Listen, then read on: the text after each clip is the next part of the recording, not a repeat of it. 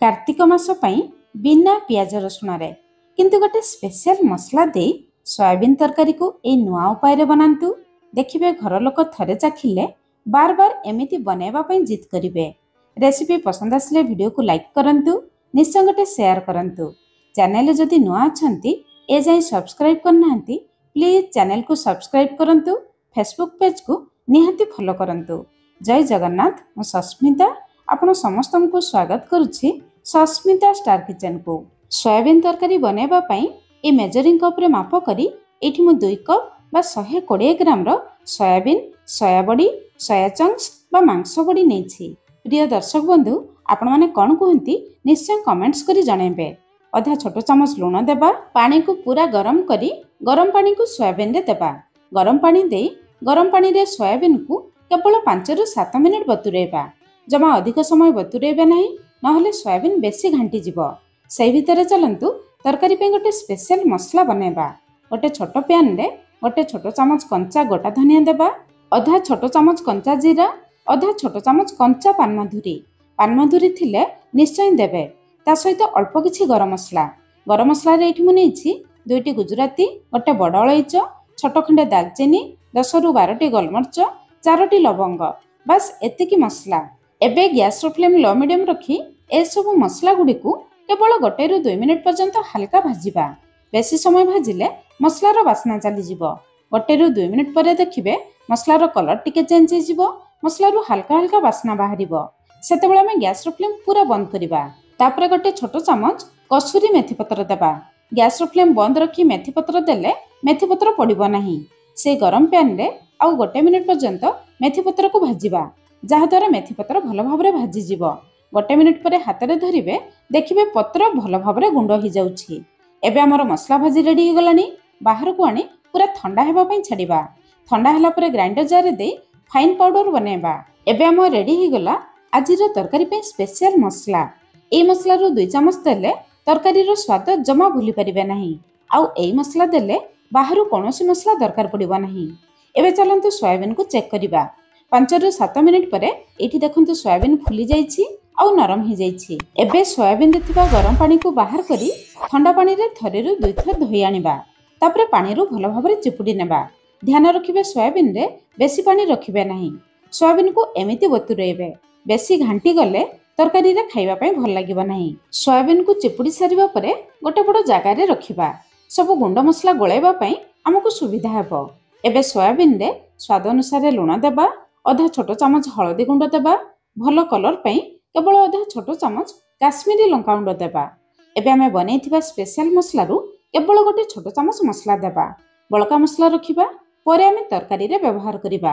सब गुंड मसला को सोयाबीन रे भल भाबरे गळाइबा पई अल्प तेल देबा। तापरे सब जिंस को भल भाबरे गळाइबा। सोयाबीन रे प्रथमे गुंड मसला देई गळाइ भाजिले तरकारी रे सोयाबीन खाइबा पई बहुत बढ़िया लागे। एबे सोयाबीन रेडी हो गला। चलंतु तरकारी बनेबा स्टार्ट करिबा। पैन गरम करी 1 चम्मच तेल गरम करिबा।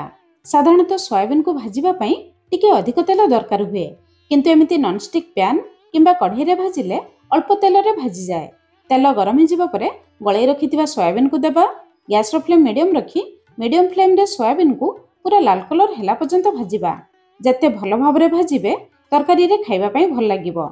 जदि सोयाबीन भितरे पानी रहि जिवो तरकारी रे पानी पानी लागिबो।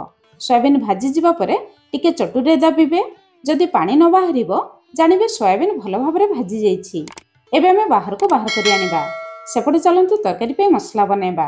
सेही ग्राइंडर जार रे 1 इंच रो अदा, राग पई 1 रु 2टी कंचा लंका देबा। आपण माने जेतिके राग खाइबे सेही हिसाब रे कंचा लंका देबे। 2टी मीडियम साइज रो देसी टमाटो टिके खटा रहिले तरकारी खाइबा पई भल लागिबो। जदि नीतिदिनिया सादा सीधा तरकारी बनेबा पई चाहिबे एतिकी मसला देई एई तरकारी को बनै परिबे। किंतु जदि स्पेशल दिन पई बनेबे ताहले 4-5टी काजू, जदि काजू देबे नाही काजू बदल रे गोटे छोट चम्मच चारमगज नहले गोटे छोट चम्मच पोस्त भी दे परिबे। 3-4 चम्मच पानी दे मसला को चिकन करी बाटी आनिबा। मसला रेडी हो गला। चलंतु तरकारी बनेबा स्टार्ट करिबा। कढ़ाई गरम करी 2 बड़ चम्मच तेल गरम करिबा। तेल गरम हो जिबा परे आधा चम्मच जीरा, 2टी तेजपत्र, बेस किछि भृषंग पत्र देबा। भृषंग पत्र निश्चय देबे। बिना पियाज रसुण तरकारी रे बहुत बढ़िया टेस्ट आसीबो। जीरा भृषंग पत्र तेल रे फुटी जिबा परे बाटी रखिथिबा मसला को देबा।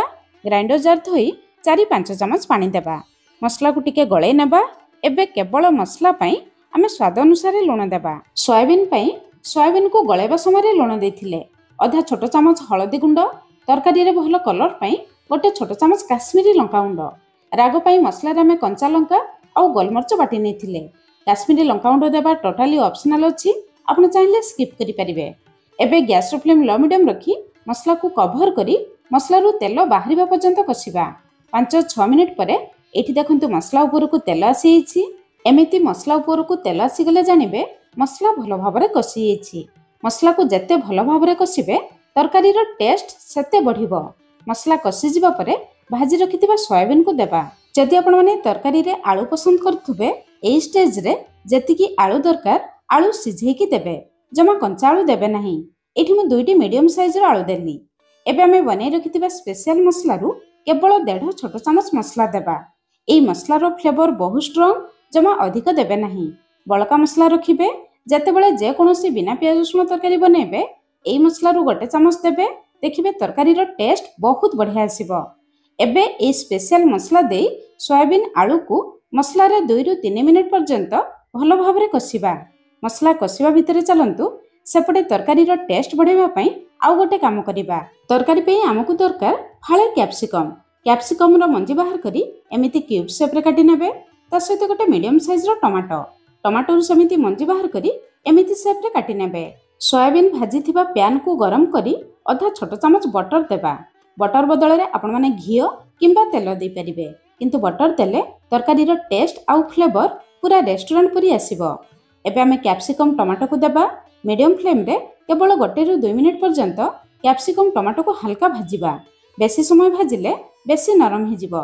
एमिति हल्का हल्का भाजी जिबा परे बाहर करी आनिबा। सेपटे चलंतु सोयाबीन को चेक करिबा। देखंतु सोयाबीन आलू मसला रे भलो भाबरे कसी छि। एबे आमे भाजी रखिथिबा टमाटो कैप्सिकम को देई आउ 1 मिनिट पर्यंत मसला सहित कसिबा। मसला रे कसी सारिबा परे तरकारी रे झोल पई 2 ग्लास पाखापाखी गरम पानी देबा। जमा ठंडा पानी देबे नाही किंबा अधिक पानी देबे नाही। एई तरकारी को आमे बेसी झोल करिबा नाही। पानी देबा परे गैस रो फ्लेम हाई रखिबा। पानी बहुत जल्दी फुटी जिवो। पानी थरे फुटी आसिले गैस रो फ्लेम लो मीडियम रखी केवल 4-5 मिनिट कवर करिबा, जहा द्वारा सब मसला रो फ्लेवर सोयाबीन भीतर को आसी जिवो। 5 मिनिट परे एठी हम तरकारी रो फाइनल लुक देखंतु। शेषरे भलो बासना पई अल्प किछि धनिया पत्र देबा। एबे हम रेडी हे गला नुआ प्रकार रो मसला दिया बिना प्याज रसुण रे तयारी सबुठु स्वादिया सोयाबीन आलू तरकारी। आपण माने निहाती थरे एई मसला दे बनांतु। केमिति लागिला निश्चय कमेंट्स करी जणाइबे। आज पई रहिली, पुणी देखा बा नया रेसिपी रे। धन्यवाद।